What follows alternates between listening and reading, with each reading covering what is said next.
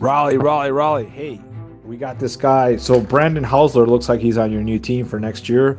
I saw that, and Matt Govero. So who is this cat? Anyways, dude, are they up for the task for Ecuador? I mean, they're in. They're saying they're in. So we're good, man. Welcome to the EVOQ.BIKE podcast. This is the new show, the Coffee Breakaway with Matt Govero and Brendan Hausler. And we started this with our trip to Ecuador for Vuelta Ecuador. And I think since we're teammates for next year, we might as well keep this going. And we bonded very quickly over actually Instapots first, but coffee has been more the main thread. So maybe it will be the Instapot potpourri later in the season or something. We'll see. But what's up? What are you doing? You're in. And I just made some coffee and just gearing up for the day. What about you? Same. Just had that coffee that I was supposed to bring to Ecuador, that Edwin Norena from City of Saint. I need to find it. It's so good, dude. It is. Okay. Oh my God. It's very unique, and it's actually though cast a horrible shadow on everything else that I have. So I don't want to be poo-poo of a brand on in public, but it is what it is. Kuma Coffee, they have had so many good. I think I had 3 home runs from them in a row a year ago. And so as I was coming back, I'd ordered a Christmas one and one that I hadn't had. And they're both just like, it's a good cup of coffee, but it's not great. Yeah. So that's kind of a bummer. And then I had the rest of Red Rabbit that we found in Ecuador after you left, which was a huge pickup by Forrest on his date. I love that he went out of his way to find that. That's so awesome. What are you drinking? This is Southern Weather from Onyx. Love that. Yeah, it's very good. How'd Tell you make people it? real. Okay. I did a pour Wait, over. do you want me? Wait, what do you want me to tell? I want you to tell people the flavor profile of the coffee you had this morning, because it is the most bizarre. Have you had it? No. It's the most bizarre I've ever read. Oh, God. So let me try and pull that up. But the trade. So if people haven't gone, let me make sure to put a link in here. If you Trade Coffee is just a huge compilation of roasters. And if you use, guess what? A code from me, it's actually a link. They'll give you a free bag. It's amazing. And Edwin Norena, here we go, from City of Saints. Oh my God, is it still available? Damn it, it's out of stock. Yeah, it was from Thanksgiving. I ordered it for Thanksgiving for my brother-in-law. It is called, the taste notes now are wild cherry, strawberry jam, lemon lime soda. But the description is an experimental double anaerobic fermentation process combines with unique Sidra variety to create a cup that is incredibly complex with plenty of bright fruitiness and a rich buttery body. So if you're in the Discord, go to the coffee tab and you'll see an even longer description. The person, I don't know if you can remember this, it was like the roaster had to explain the process to, I guess they would be. It was to the grower. To the grower. Okay, yeah. Yeah. Did the grower describe it to the roaster? I think it was the roaster actually gave the grower some specific instructions. I don't remember if it was how they harvested it. Yeah. But it was something really, really wild. And so for people, this is a $40+ bag of coffee, which I definitely did not look at when I ordered it. On trade, it was $35. But my foolish sort of like justification, since I don't drink beer anymore, I'm like, that's easily a night at the bar, like without even thinking. So sure. Treat yourself. And I've had something else from City of Saints. I like their logo. I like the bag. I like the vibe. They're from Brooklyn, actually, which makes me like them a little bit less for my own personal reasons. But The other one that I've had from them was good. I would rate it as good, not great. This I would rate as a top. I would put it in top 10 mainly because of how the flavor just hit in really different ways. And I struggle, I've struggled tasting the notes that people describe. This one I would describe not by note, but like immediately the smell is like, ooh, what is that? It is that like fruitiness, what people describe as fruitiness, which I don't really think is fruity. I think there needs to be a different word, but the smell was incredible, and but something unique. It's like, oh, I want to drink that. Like I want to see what that is. And really good aftertaste, super smooth, buttery body. I don't know if like I've had some that are. There was one from Passenger, which comes in these like tall pink bags, also very Gucci. And I bought a year ago, I think for Christmas for my brother-in-law to bring to their house. And that was like that might've been a $50 bag of coffee, which was the first time I spent what I considered to be a quite absurd amount on coffee. Hands down, the best coffee I've ever had in my life. And I was like, oh, this is a problem, because now I really, you see the difference. We're talking Dura A's versus 105, like noticeably next level of coffee. Yeah, it's made drinking coffee sometimes out in. I don't even really order coffee in Do you drink coffee in restaurants? It's super, super rare. Yeah, It's super rare. because it's Like just disappointing. that's right. That's right. Even going to coffee shops, like Mm, you have to go to like a specific, like, all right, I know the coffee here is good. Like I don't want to I don't want to crap on anybody, but like I won't go to Starbucks. Like yeah, I'll skip coffee and not go to a Starbucks drive through. interesting. See, I would Yeah. drink I don't like Starbucks anymore. I used to. I used to really like their blonde roast. And when I say really liked, because when I was at the hospitals, it was like you get Dunkin' Donuts. There's this. If I was in a town that had a local place, like I was in Ithaca, New York, they had Gimme Coffee, but it was out of the way, and you're there for work, so it's like I wasn't going to like chill at the coffee shop, but I would try and get that. But yeah, you're definitely more advanced, and I forget what we were drinking, and you made a comment, and I was like, ah, dude, I don't. Coffee doesn't speak to me that way. But how did you make your coffee this morning? I just did a pour over, like Okay, so you're not AeroPress all the time. not all the time. I do the pour over just because I can make a lot more. How much are you drinking a day? Uh, I'm like maybe 3 or 4 of Little an baby eight cups. ounce Okay. in the morning, and then I normally do like an espresso type drink at lunch. Why are you switching Uh, up? Why go espresso? yeah, I like a milk coffee, something a little more like heavy bodied to round my lunch off with. I eat an apple and drink a cappuccino with like homemade almond milk or cashew milk. That's what we're seeing on the gram. Yeah, that's Okay. right. Okay. I like it. Yeah, Yeah, Matt was our coffee. You were the barista. that's While I was busy that's drinking the water, Matt was boiling the water. I was grinding the beans. He was making the actual pressing into various different objects along the trip. So let's shift this into cycling as promised. I like these little tangents to get things started. Stage 4, stage 5. I really want to get into stage 5 the most, but I think hearing about the race, stage 4, we had now. You wore yellow. Oh no, wait, are you in yellow at this? Yeah, you're in. No. I went into yellow after stage 4. Oh, that's right. Okay, great. Yeah, So never mind. We yeah. haven't been in yellow yet.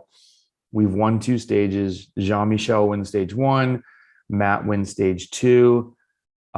Stage 3. Who won that stage? Uh, Movistar. it it was the best PC sprinter, the guy That's that right. was in green. My bud, Your favorite guy. my buddy. Jeez, man, that guy. I don't know if we talked about on the show. That guy was yelling at me. he'd be so pissed. I think we did talk about that. Or maybe we talked about it on Yeah. bike radio, but yeah. So the stage is just this long, I don't know if you can say it's an uphill drag, but what was the feet gained was, if you have it in front of you, just yell it out. I've got it close. 2,100 feet. And it's literally like we just rode up a ramp. It was an average grade of 0%. So it's just a 70 miles of slowly creeping along. And again, game plan was get in the break, win the stage. We're heading into Santo Domingo and then transferring to Quito. So we were going into the mountains. And this is pretty much when we said, well, we might not even have a shot in the mountains, so let's try and win again. First, I know the first 30 minutes for me was like normalized 360. It was just a lot of attacks. It was, let's see here. It's kind of the part of the race that they now show on TV more, but they used to not show the initial break formation, which is really super interesting. Yeah, it was of 33 minutes, 15% was zone 6, 8% VO2 max, 8% threshold.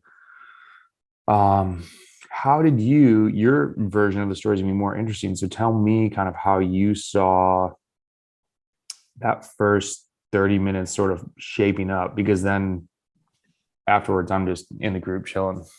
Yeah. It was from the gun, like drop the flag.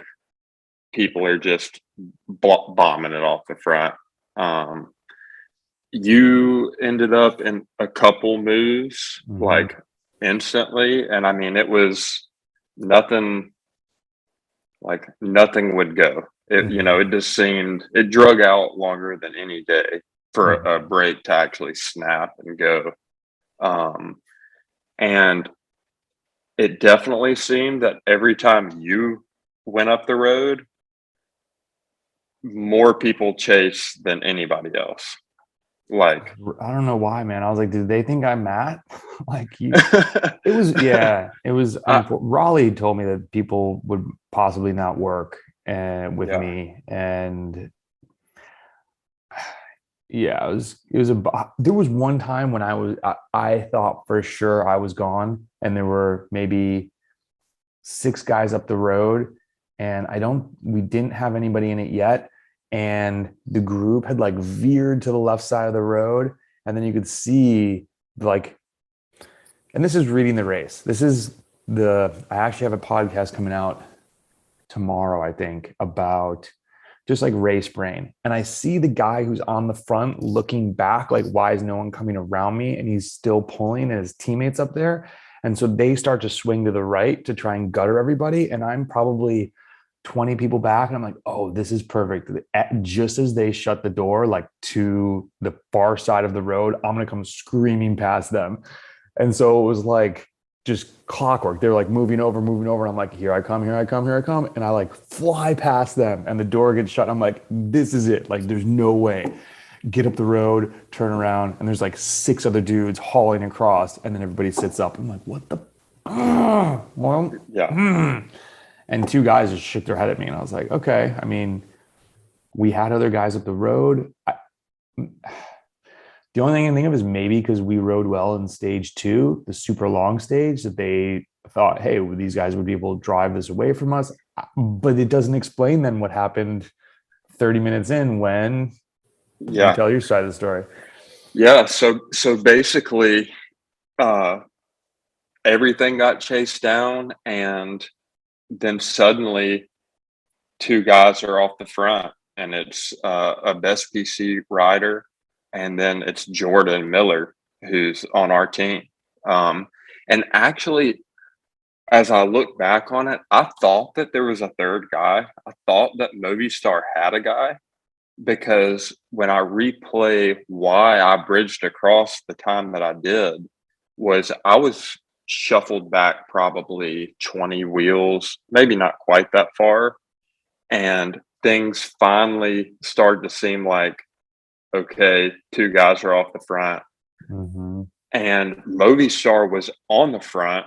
And I see one of their guys like kind of do a hand signal, like pipe it down, like, hey, let's recover, because they had covered everything. Mm-hmm. And so I'm thinking, okay, the three teams are represented. They probably consider Jordan not just a massive threat, because he had pretty much just worked for everybody else up until that point. Mm-hmm. So I see them kind of do that. There's just the smallest little lull, and I'm like, hey, let's go. So I just light a match and I bridge across to the group. And when I get there, I remember like getting to where I could really see them, 50 feet, 100 feet off the back of them. And I'm like, oh crap, it's only two and Movistar's not in it. and so when I get up to the group, the first thing I do is go to the front, pull a turn on the front. As I come to the back, I kind of get right next to Jordan. I just ask him how he's feeling. I'm like, hey, dude, how you feeling? And he pretty much just says, I'm so glad to see you. I think that he was hurting. But for, like you mentioned, the first 30 minutes of the race, I mean, for me was 3:52 for the for the first. Yeah, so I mean, everybody had been punching. And so it was kind of at that point where it's like, I've already done a ton of work just to even try to establish something. Now I've bridged to the move, and the move isn't even represented that well. Mm-hmm. Like, yes, we have two guys, but if not the most dominant, the second most dominant team there isn't represented. That means they're automatically on the front and they're chasing. Mm-hmm. So, you kind of have to make that decision, like how much do you commit? Like, because we're not that far into this thing. Not far at all. Like it's not too late to just pull the plug. Let things reshuffle. But anyways, so I think there's a good point in there, a good lesson learned in there. And I always remember Max Korus in 2012-ish when he won amateur nationals. And this is one of the wins that helped get him a pro contract. Bike Reg at nationals had a stacked roster. Robin Carpenter was on the team. Alistair, somebody. They had when we raced against them, they had 5 guys. And I was like, damn it, they showed up and they were a super, super, super squad. And Max made the comment, I didn't go all in until I realized it was the break. And that is one thing that I keep wanting to talk more about, that we talked about on stage 2. No matter where you are in the race, sometimes it's just not the move yet. And you can't commit everything or you're going to ride yourself out of the break. And it's one thing I told Henry at one point when there were 12 of us off the front in stage 3. Like, dude, even though we're a few minutes up, we can't just keep attacking, because then when the heat gets really turned up, they're going to be so much fresher than we are. How, when you say like, hey, okay, do I dial it back? I don't know if it's necessarily like, oh, well, they might catch us, so we stop riding. But I look at it more as like, okay, I'm going to ride tempo threshold, but I'm not taking these hero VO2 max pulls. Is that kind of how you guys? 100%. Like, it was one of those, it's like, all right, I'm going to ride a pace on the front that I would, if I was going to solo attack like that, I could maintain for this entire, thing. So we're rolling turns. We're keeping the speed really nice and high and steady, best PCs. He seems really motivated. And I'm trying to take at this point, because it's just three of us, long enough pulls to where Jordan doesn't feel like he has to take just a super long pull, because I can tell he's a little more in the box than me at this point. When they initially got off the road, it was a big effort for him. And it was pretty much then when I was like, my legs are on like a really good day, like that invincible feeling. They felt good, and we'll get to why I feel like I raced it very terribly for the same reason later in a minute, I guess. I'm curious to hear that. So I'm not quite sure how long we were up the road by ourselves, or just the three of us. But it was less than 10 minutes, and a really big group came across. And that kind of happened with, I can't remember, it's been so long now since the race, and this is why we need to do these right after. I remember being by Henry, and it was almost similar to when I was trying to sneak past a group moving to the side. I think we were both on the right side, and that group kind of like got clipped off the front as there was like all these reshuffling, because when you went, it kind of incited some action. You got across, it chilled, and then it was kind of like people were like, oh wait, is that actually going to be gone? And it was like kind of the reshuffle happening all over again. And then I forget how many, like 10 guys, 9 or 10 guys got off the front. It was 9 guys got across. And so when we saw Henry in there, we were all like, dude, 3, like I'm not doing a damn thing. Like if we can't, this is the best hand that we can possibly play. Sure. And yeah, I feel like it was not super long after. I'm really bad at chronological, like remembering the race in the entirety. I was thinking of my teammate Dan Barney, who would be like, oh yeah, do you remember when we took that right-hand turn at mile 57.9 or 0.8, and there was that little tree with whatever? I'm like, dude, how do you remember? Like, no, my brain is not remembering any of that. So these guys come across to you. Yeah, they get across, and almost all of them instantly like jump into rotation. Everybody's working. It takes a minute to get organized, which is pretty normal, but everybody was motivated to just full throttle. And I remember after making just a few rotations thinking again, Movistar somehow did not manage to get in this move. Dude, it was weird. It was like, I don't know how they messed that up. That's all I can say is we were all up front. I mean, they were there, and I almost feel like at one point they let it go and just didn't. And I don't know. I don't know their team well enough to know like who do they believe in and who do they not believe in, and maybe they didn't think 1 or 2 guys could win the state. I don't know what their motivation was, but it was definitely not to make that break, or they really messed up. I can't see that they were overly concerned with it. And I think also they thought, hey, it's flat, we can pull it back, we've got a whole team, but that's exactly not what I would be thinking. Especially after the way we rode, they should be like, dude, those white dudes are gonna crush. And now there's 3 of them up the road. So I don't know, but pretty much we instantly, everybody pretty much started working together, rotating. The speed was high. There was a couple of it was the weird speckled orange, black, and white kit. Uno something. Not Pinchicha? No, it was the other one. 154 or 5411. I know which one you're talking about. They look like Pinchicha. It took me a couple of days to be like, oh, you guys are different. Wait, there's a lot of you now. I see. Okay. Anyways, 2 of their guys went for all of the sprint points, like all out.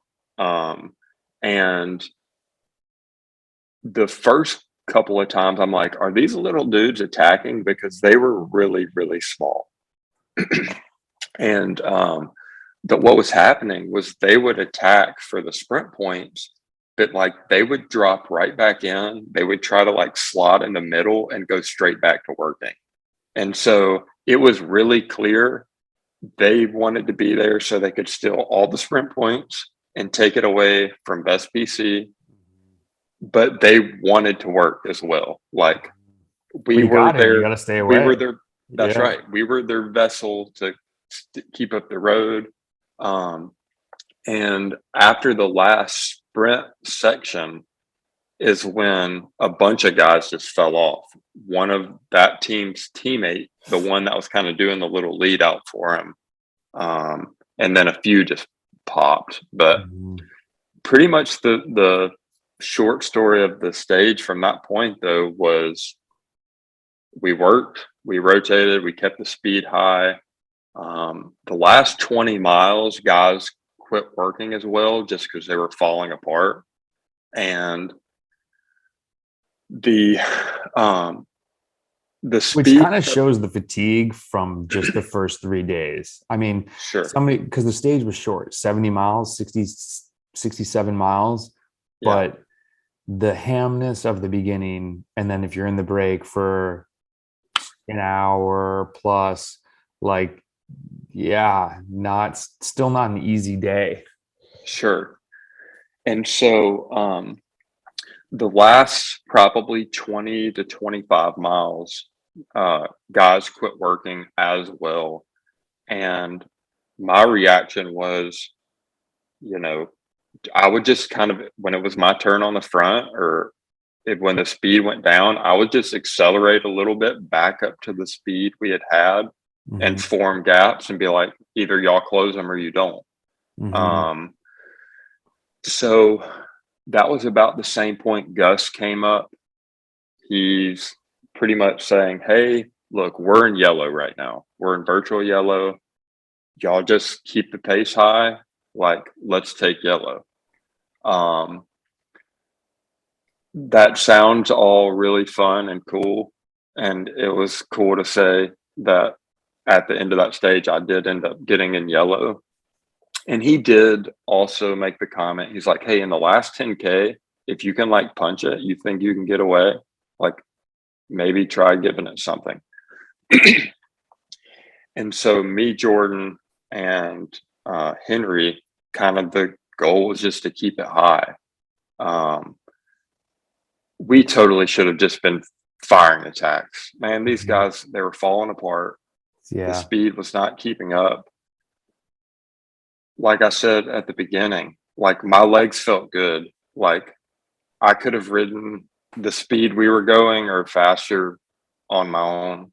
And instead of just accelerating, I commit. Like when Gus said, hey, we can take yellow, I think my brain instantly went to the mindset of like, okay, we just have to stay away versus racing to win, which is what I do, is what we do. And it doesn't matter if it was a move that one of the teammates could have won. Doesn't matter if it's a move that I could have won. That's probably my biggest regret from the stage, is got in my head, hey, dude, you can take yellow. That would be cool. But why not race for a stage win first? Yeah. And it ended up like, I'm not a sprinter. Now I can, if it's a group of 5-6 guys, like it was, like that was an ideal sprint scenario. Something that, I would put my cards in the ring, but I don't, like, that's a last resort, and it just, I didn't race it. I didn't race it well. And I think, and Jordan and Henry both really sold themselves at the end to like keep gaps closed, keep the speed high, so we could maintain the time gap that we needed. And I think we should have, and it's my, it should have been, I won't say it should have been my call. I should have, though, been like, hey, dude, I'm not worried about yellow. let's race for a stage win, whether it's for one of y'all or one of me, and pretty much thrown the time gap out of the door, out of the window. Because I think we would have stayed away regardless. Now, whether it would have been 10 seconds, maybe, but I mean, we had 3 minutes at one point, and we had right under a minute at the finish. Like, a minute is a long time on a stage like that. Yeah. Yeah, I mean, my initial when it was like, did we win? And it was like, no, but we got yellow. I was just like, oh, because to me, when I see a pro and it's like they have all these second and fifths, but they wore yellow, I'm like, oh, cool. But if someone wins a stage at something, that is, in my eyes, way cooler. The other issue that I had, and to what you just said though, that you should have made the call. I mean, Gus is the DS. He drove up and was like, hey, yellow. You listen to what he says. I think that was a massive mistake, because the whole going into the race, we were actually told to never discuss yellow. So we in the group we're not concerned with you guys getting yellow. We're not even thinking of yellow. We're thinking of, they just need to stay away, and we're definitely going to win this. We have 3 guys up the road. At the end, we're actually trying to make it fast to keep everybody out of crashes, to help Jean-Michel get prepared for the mountain stages. So we're like drilling it on the front. So we're the exact opposite. Like, so, without race radios, I think it was a slight error for Gus to say, hey, go for yellow. Half the team, we're not thinking yellow at all. And I'm thinking Matt's totally going to win this stage again, or Henry, or, someone's going to set it up. And just that, smell the weakness, see these guys that you're going to be able to motor, dude. It's, so it was mixed emotions at the end. I was like, damn it, if we had won three out of the first 4 stages, who knows what's going to happen the next day. We should probably do stage 5 as its own podcast, because I still want to talk about this post race, but I think you got to listen to the guy that's in charge, and that's what you guys did. And we got yellow. I mean, we're like super sad that we didn't win, but I think wearing yellow is super cool, for obvious reasons. I think you still would have worn yellow and won the stage, but life lesson. It's big time. Race to win, especially because we knew that there was not going to be yellow at the end of the race. So it's kind of you can't even really put it on the Palmares. Like, asterisk wore yellow. It's like, who gives a shit? It's cool, but it's not like written in history. The guy who won stage 4 wrote it in history. So there will possibly be questions, because this was actually a Cat 4 question. So to go backwards a little bit, someone's going to hear you say that you had a teammate up the road. How do you judge? This is a question that I get quite often, or it's a statement that someone says. A guy once told me, hey, I'm going to do my first race. The only thing that I know that I'm not supposed to do is chase my teammate down. What else should I know about? Now, how do you find, I think this is a good topic to talk about, what's the difference between how you got across or chasing a teammate? And my clue is, well, I'm just going to let you open it up, and then I'll say how I look at that because it's a card game, right? It's like, do I go across? Do I not go across? There's risks and rewards. Like, what are you thinking in that process? Sure. I think for one, they had enough gap up the road for one. You'll actually see a picture. I think it's from this same stage. It may have been from stage 3, where you're in a group of 3 guys and I'm on the front. I'll have to find it and send it to you. Sort of irrelevant, but it might be stage 2, because I'm in the break and then you guys bridge across, right? Yeah, but this is early in a race, like when all the attacks are flying. Mm-hmm. And what happened is you had momentum going up, to attack. I was on your wheel and I just dropped on the front and set up. And so you end up off the front with 3 guys, and I'm I'm right there on the front. And I think another thing people will do is their first, second wheel and have gotten caught from a break that didn't succeed or from a move that didn't succeed. And what will happen is a teammate will counter and somebody will be like right on their wheel or chasing it, and they'll immediately jump on that person's wheel from the front of the race. 99% of the time, you're just towing the entire field together. You have to be willing to just let it go. Like, people get the idea of like, well, I'm just going to follow a move across to my teammate. No, you're bridging, you're filling a gap in and allowing everybody to string along. So you're all like that's creating that. You're creating a draft then for everybody. You're like, you've now morphed the energy back to, you've welded it basically back together without chasing them. Yeah. And so I think for one, there has to be enough distance between the peloton and the move. And for the bridge for this, from this stage, I mean, they had, how many seconds do you think they had? 15? With Jordan and the other guy? Yeah, probably. It was enough. It was like they were motoring. And I was like, that's probably about to go. Yeah. So one is like making the call on how much space and then where you attack from or, go from in the group. And two is making that read. Like I said, the Movistar guy, pretty much all the guys on the front were Movistar. And I saw the guy make the gesture to like, hey, let's calm down a second. And so there's pretty much nobody that's going to just immediately jump on my wheel. It just, the whole aura, if you will, of the race is like this, like everybody's going, like letting a breath out, like light the match. And it's 100% just feeling and reading it. And I think the biggest piece then is being cognizant of when you go, that that you're going by yourself or with one guy. Like, you can usually tell pretty quickly. So it's like all those things that you said, plus after you go, because sometimes people go and they have no court awareness that 6 guys came up with them, and now it's just going to totally like squash the group. And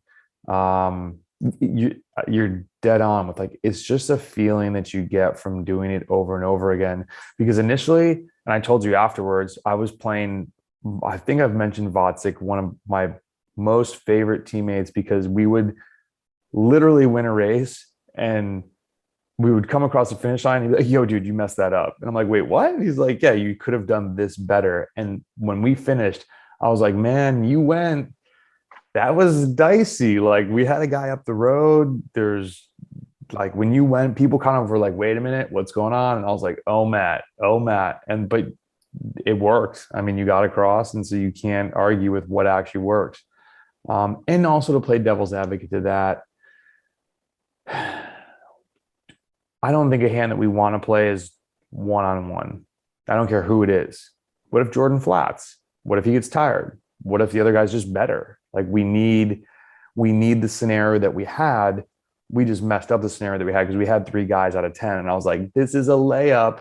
And when I heard we got second, I was like, wait, what the hell happened? Like, the 3 of you are all super strong. So lessons learned, it's just, but that is good. I think so for people here, like the chasing down your teammate, and this is a mistake I see people make, is that if your teammate gets up the road, that does not mean that your day is now done and you're chilling, because guess what? If 7 guys bridge across, your teammate up the road in a group of 3 is now 1 out of 10, and you have a very small chance of winning the race.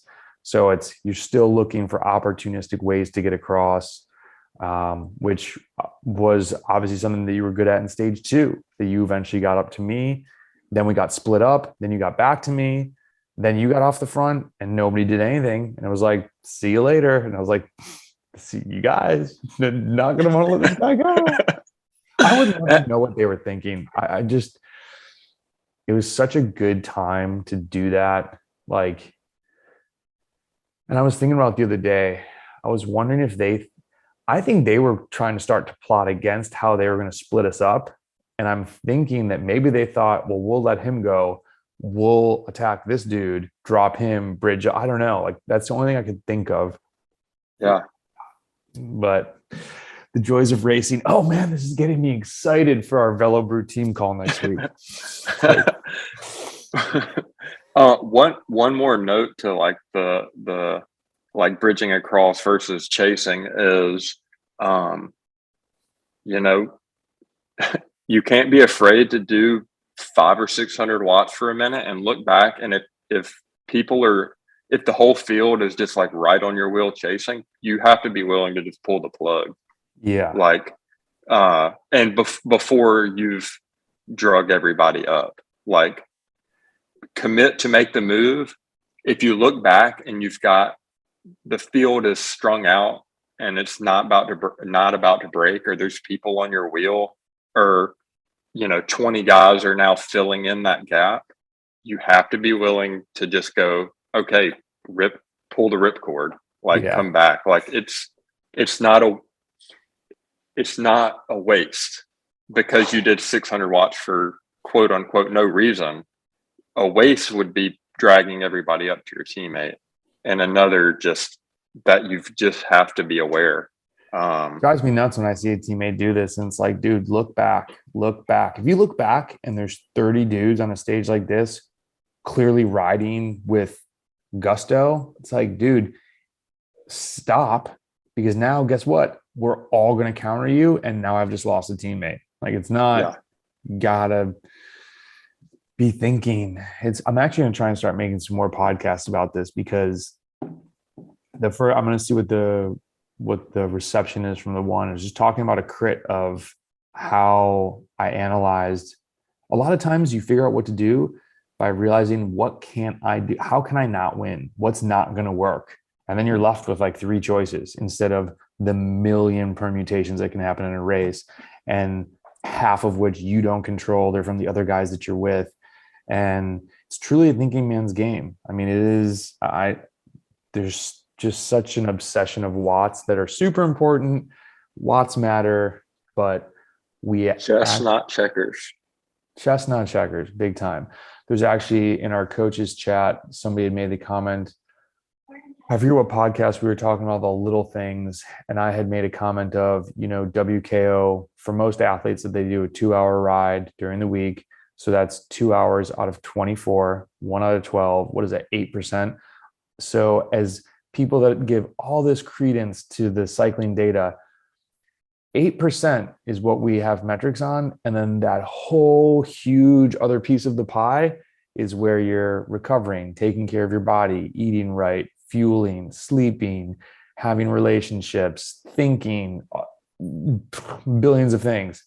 And we're all like, what's my FTP? And what's this? And then they don't think about it. And then they come to a race and they get 12th and they're like, but my FTP is really awesome. So it was a great, hey Lala, it was a great finish to the sea level. We get on the bus, we go to Quito, and it was sort of a party, not for us, but this is the stage race life that people talk about, that I had only experienced a handful of times. Being an American cyclist, we don't get to do too many of these. Being an amateur cyclist, there's even fewer opportunities. We look at the room list and I'm thinking, wow, this is either going to be a really big room or a very cramped room, because there's 5 names on this list. And I am super jealous of Joey and Jordan that are in a 2-man room. And it's basically a hotel room with 5 beds in it and a couch and a big screen TV. And of course, there's no wash, so we all have to wash our kits in the sink that night. And then it's time to go to bed.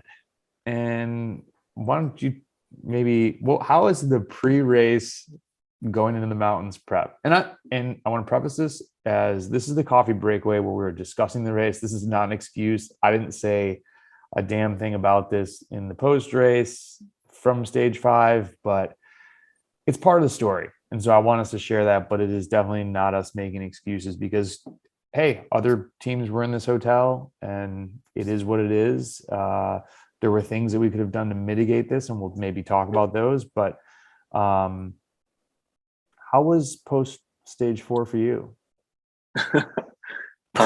Start. It started with a 4-hour bus ride in the rain to Quito to 8,500 feet. And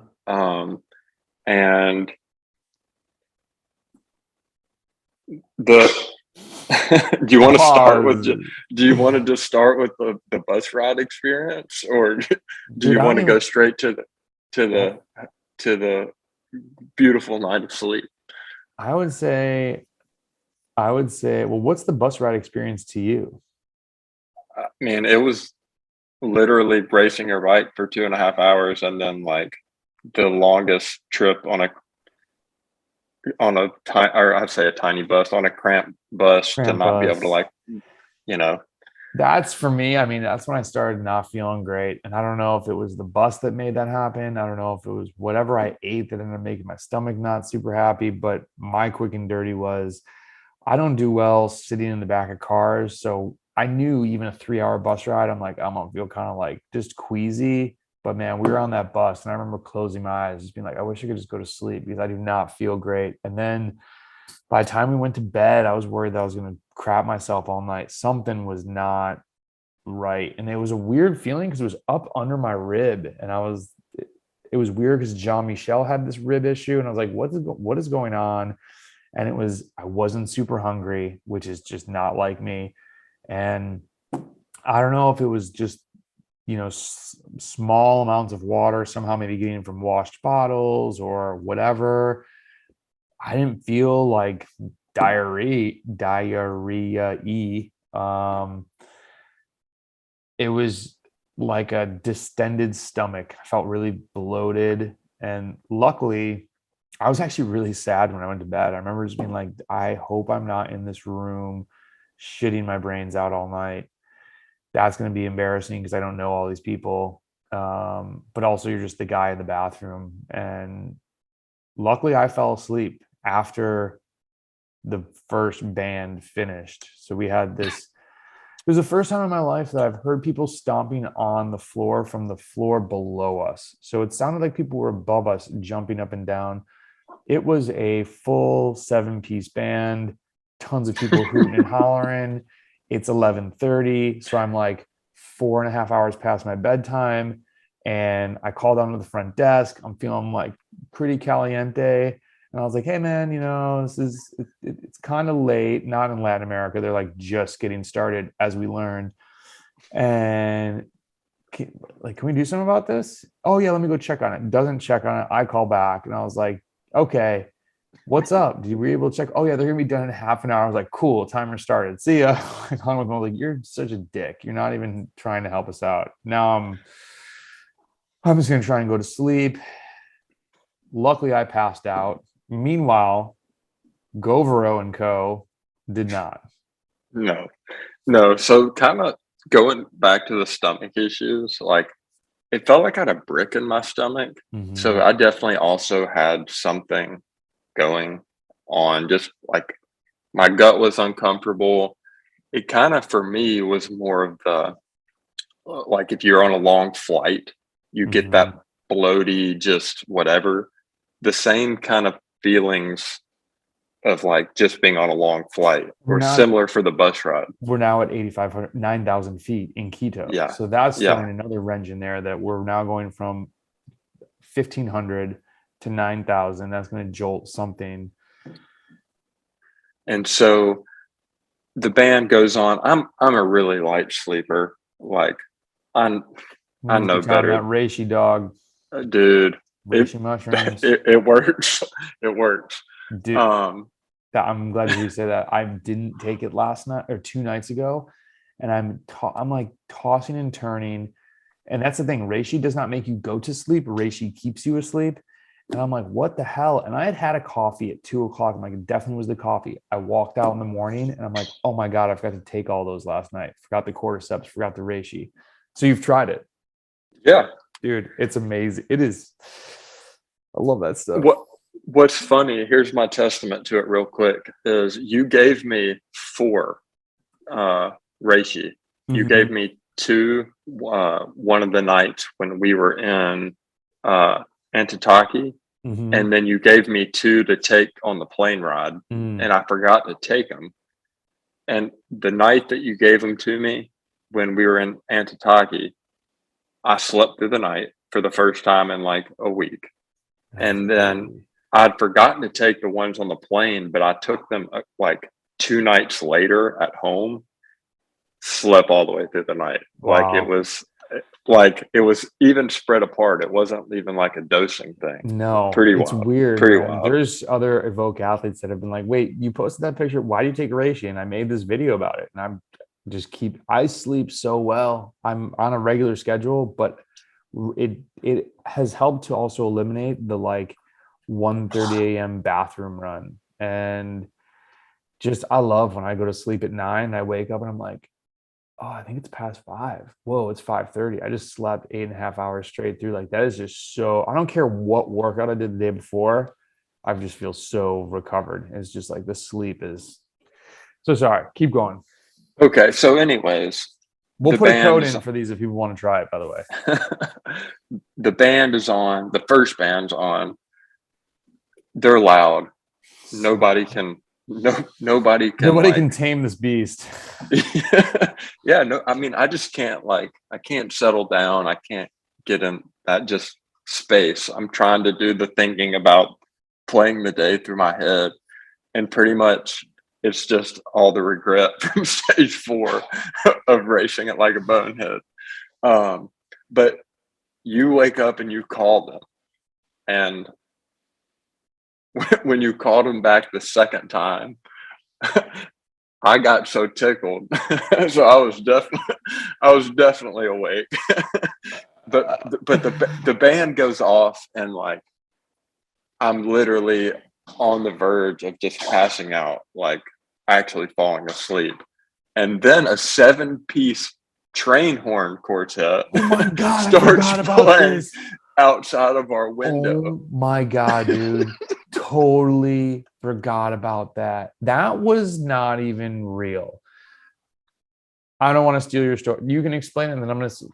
I forgot about. Oh my God, dude. I remember after that ended, I said, what the F just happened? And like 5 people broke out laughing. And I think I fell asleep after I said that. It was just like, Yeah.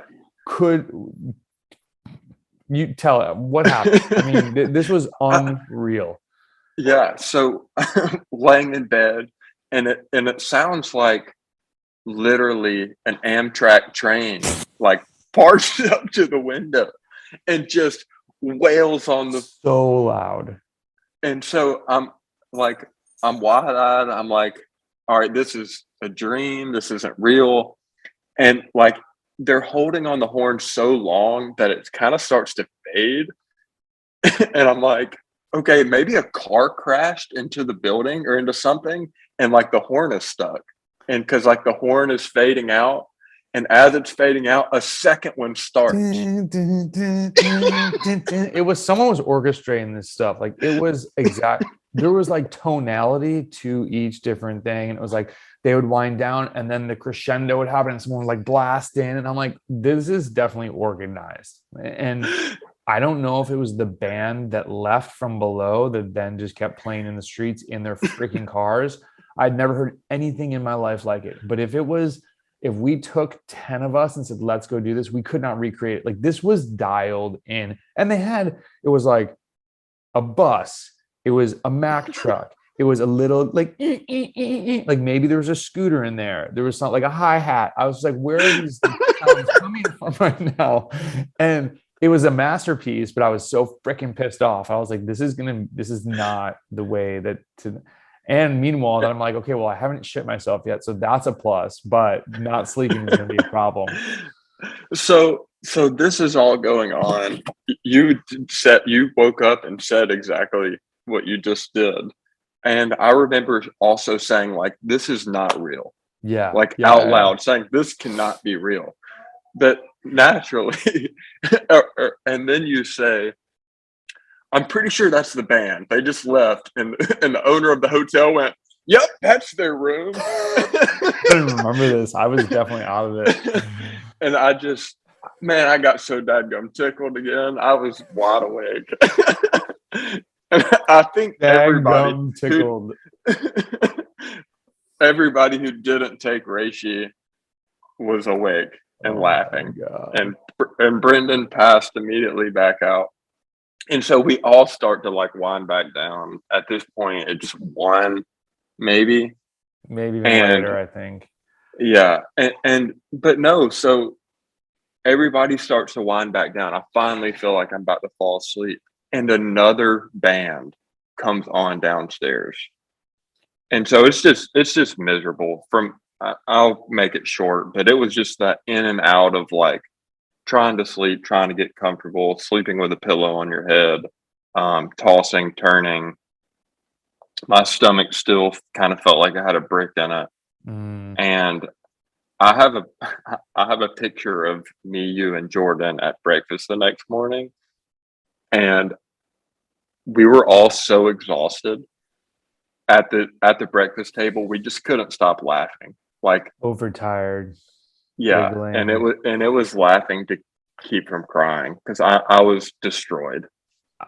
So me, and we'll talk about this when we do the stage 5. The sleep for me, I was like, you got 3 hours, I think you said, Yeah, which is just 3 hours not, and 15 minutes. yeah, it's not acceptable for like racing. I would say, I'm gonna say 6. I was gonna maybe say 5.5, but I was maybe even going positive mindset of like 6 hours. They've shown all your growth hormone comes up by 6 hours. You're gonna feel tired, but like maybe you can still ride. And I was thinking, this is where I am. Like, I've just got to get through this next stage. I'm going to go to bed super early. So my goal is, we had joked about maybe we'll attack early. Maybe we'll like send things up the road early. That plan is out the window. It's like, okay, I'm going to finish this race and then pass out. We'll be at the next spot and then kind of regroup. And, stage 5 was one that we were definitely not thinking about winning. Maybe we can try and stay with the group. And at that point, I remember thinking, God, I hope a group, I'm sure the beginning is going to be super tough. I hope a group goes and then people kind of ride to get just we lose yellow. Someone's going to get yellow up the road. The other people realize the brake's gone. Everyone's kind of chilling and we're just riding these climbs hard. And of course, some people are going to try and get away, but my hope was there's going to be a big group together.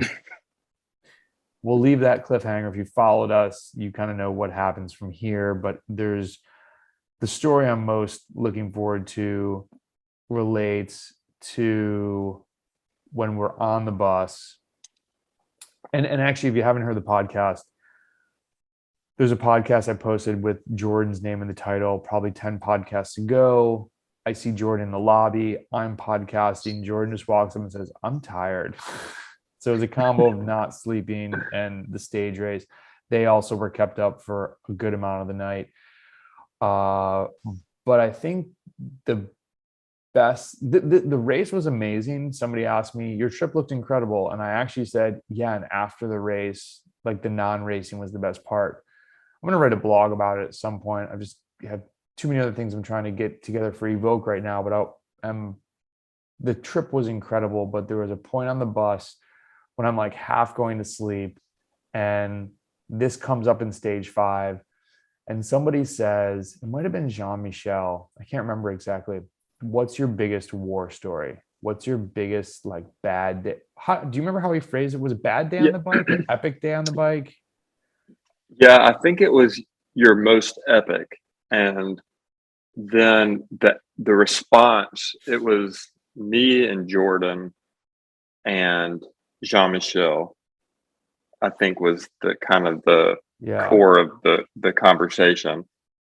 It went from your most epic day to like really it was what was your hardest day.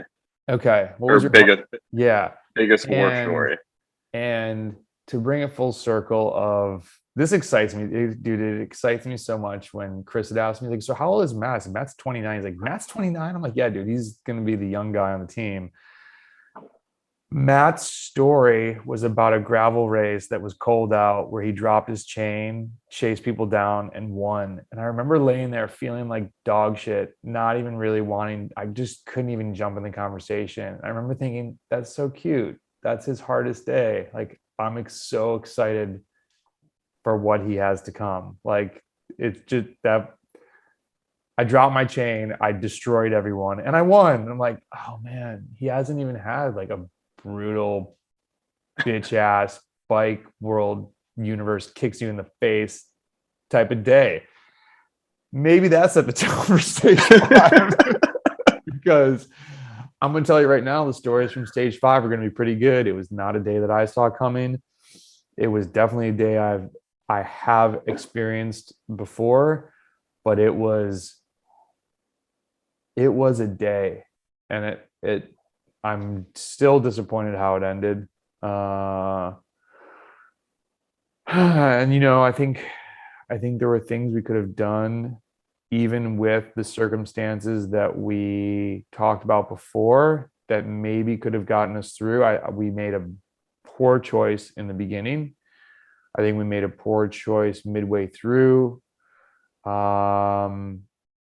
Yeah, we'll leave it there. I mean, most people will know what happened, but there were some conversations there that I think were really good, that I think we'll look back on in 5 years. And I think this is the cool thing about podcasting and whatever. Now that I think the podcast is coming up on 2 years. I think I started dabbling in the podcast because I used to have an old podcast that I did for cycling, did some interviews and whatever, and then just didn't keep it up. I think it's about 2 years in. I haven't listened to old ones, but I think these trip podcasts will be a cool memory. And I think the stories from stage 5, the stage is pretty brief, but there were a lot of things that happened during it that it was a cool bonding experience too. I mean, somebody had said, oh, well, you and Matt know each other. I'm like, dude, we don't really know each other. Like, we're on the same team for the first time. We've raced against each other 4 times, not many times. Yeah. Like, probably 4. Talked about an Instapot once, chatted on Instagram, but like, it was by no means like, yo, we're best buds and we hang out every weekend. So it was a super cool experience.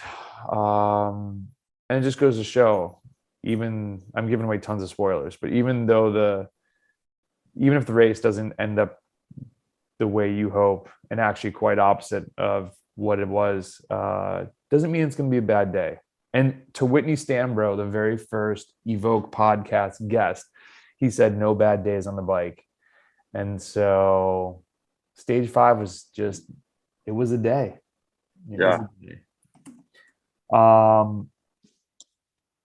One other thing before we go, I was thinking maybe we should have, and I think we couldn't find vegetables. Would you look for more canned veggies now in retrospect? Because my diet was so jacked up on like garbage. And when I say garbage, granola, dried fruit on repeat, which I don't eat granola here because of the sugar.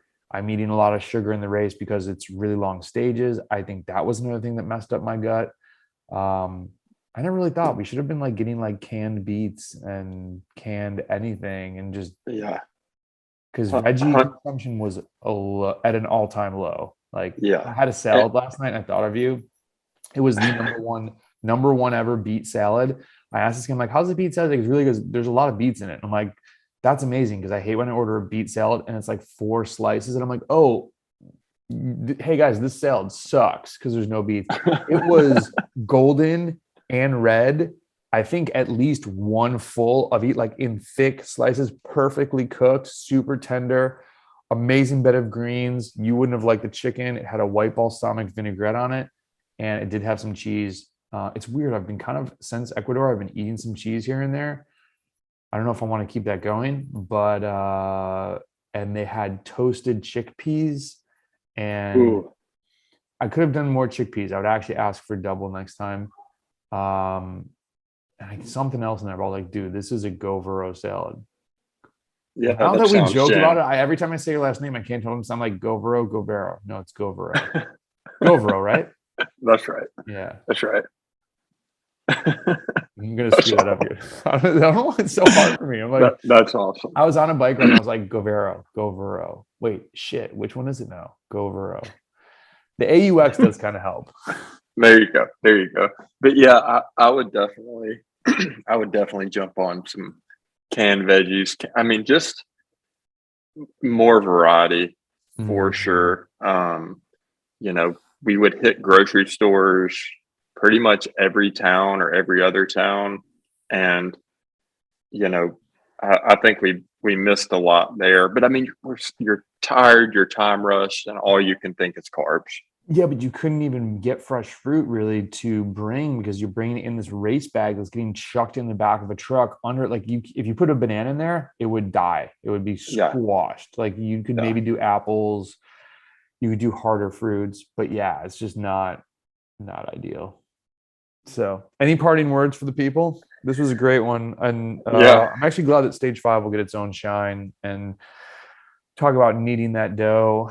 Maybe the trip home. Maybe we can parlay it yeah. into what's next in 2022 goals based on when we record that versus when we have the team chat. Okay. And put something in the Apple Notes. You didn't put anything in there, so I was like, I know, but I've got them pulled up, man. I've been okay, yeah. I'll put something in there. put something in there. Yeah. All right. Well, thanks for doing this. Have a great day. Oh, Sorry, we went a little bit over. Have a no, good it's no big day, deal. and I'll talk to you soon. All right, dude. Enjoyed it. Yeah, me too. See you.